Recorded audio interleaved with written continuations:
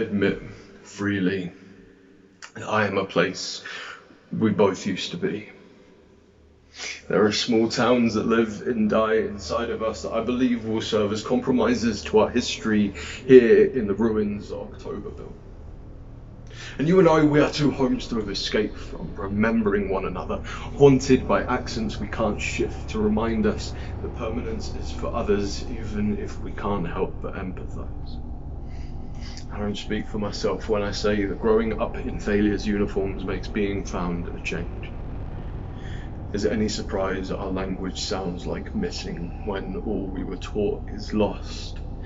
Is it any surprise that we speak comfortable silences better than we explain ourselves? When it got to the part in our friendship where we had to introduce each other to our former selves, I didn't have it in me to admit that I knew you did not like any of who I was, but that you stuck with me regardless. And I never got to thank you for that. Even if we never talk again, our epitaph will read, "Two gluttons for exits, survived by distance."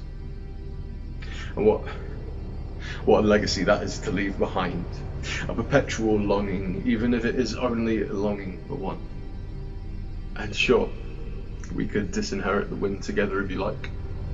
Take our bodies full of everyone that we used to be, and make believe like we don't want no part of the sky and its plans for us. But I don't think we should say fuck it so ineloquently, not when we have spent so long protesting how to be so politely in the first place.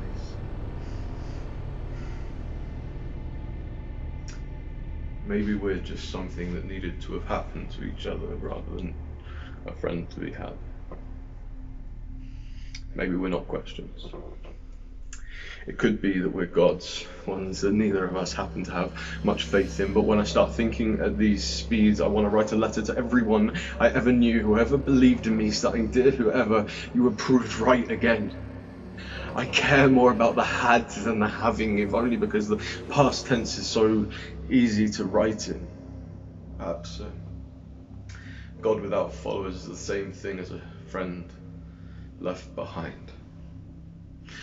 I'm in the autumn of my second chances, and I think forgiveness gets taken for granted, but also that redemption has a very finite limit. However, I also think that I started with nothing and I still have all of it.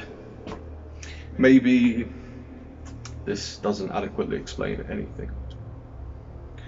Maybe this will spare your mouth the ignominy of saying my name, even in passing.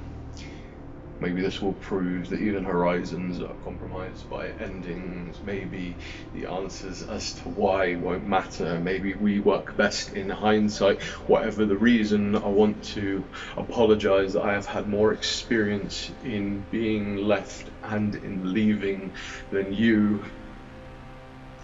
And to thank you for making this leaving as difficult as it needs to be.